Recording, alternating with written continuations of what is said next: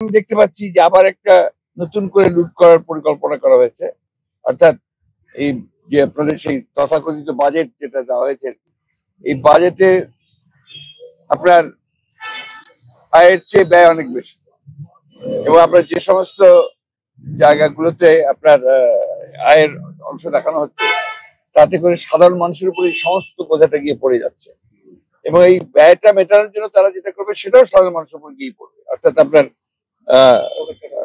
Pocket কাটার জন্য, এবং এটা আনছে আপনার বিদেশ থেকে অনুদান অথবা ঋণ, আর সেই সঙ্গে আবার আপনার ব্যাংকগুলো থেকে আপনার ঋণ নেওয়া, সবটাই গিয়ে পড়ছে মানুষের উপর। তো মানুষটা এই বোঝা টানতে টানতে এখন মানে আর পারছে না। একদিকে আপনার যেমন ইনফ্লেশন চরম ভাবে উপরে উঠে গেছে, এবং বিশেষ করে খাদ্য দ্রব্যের উপরে যে আপনার দ্রব্যমূল্য যে বৃদ্ধি পেয়েছে, এটা তাদের জন্য সহনীয় পর্যায়ে নাই এখন। আপনার কয়েকদিন আগেই বাড়লো আপনার পেট্রোল, ডিজেল, এসব জিনিসের দাম বেড়ে গেল, বিদ্যুৎ এখন আবার আপনার বাড়বে, বাজেটের সঙ্গে সঙ্গে সেগুলো আবার বাড়বে। এবং যেটা IMF এর সঙ্গে চুক্তি আর কি, প্রতি বছরে 4 বার করে বাড়বে। তো আমরা এই পয়সাটা কি জন্য দিচ্ছি? বিদ্যুৎ খাতে যে চুরি হয়েছে, এনার্জি খাতে যে চুরি হয়েছে, সেটা সবাই জানে। এই কুইক ইন্টার পাওয়ার প্ল্যান্ট থেকে শুরু করে আপনার আদানির কাছ থেকে, ভারত থেকে আপনার বিদ্যুৎ আনার থেকে শুরু করে সবগুলোই তো আপনার সম্পূর্ণ তাদের পকেট ভারী করেছে। রূপপুর আপনার প্ল্যান্ট, কোথায় রূপপুর প্ল্যান্ট? এখন তো রূপপুর প্ল্যান্ট কোনো হচ্ছে না, একটু এগোচ্ছে না। কোথায় গেল আপনার সেই পায়রা বন্দর, সেই বন্দরের কাজগুলো কোথায় গেল?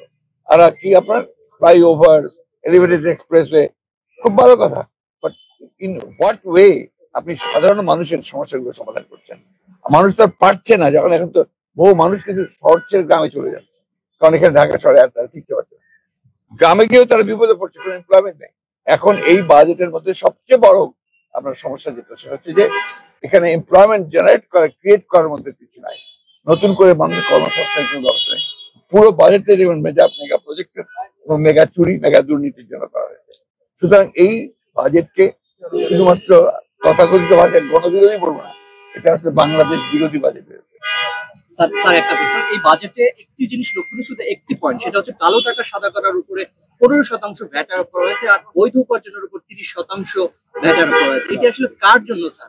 এগুলো হচ্ছে আপনার সম্পূর্ণ, যেটা বললাম আপনাকে, যেখানে যারা পে করে, যারা ন্যায় পথে চলে, তাদের উপরে সমস্ত চাপটা পড়ে যাচ্ছে। যারা অন্যায় করে তাদের উপরে এখানে কোনো কিছু হয় না। এটা আপনারাই লিখছেন প্রতিদিন, কি করে একজন সরকারি কর্মকর্তা যে হাজার হাজার কোটি টাকা সম্পদ তৈরি করে, কি করে একজন সাবেক আপনার সেনাবাহিনীর চিফ, সে কি করে আপনার এত সম্পদ তৈরি করতে পারে? এটা এখানে দুটো ঘটনা, এরকম প্রত্যেকটা ঘটনা আমরা হাজার চারদিকে তাকাবেন।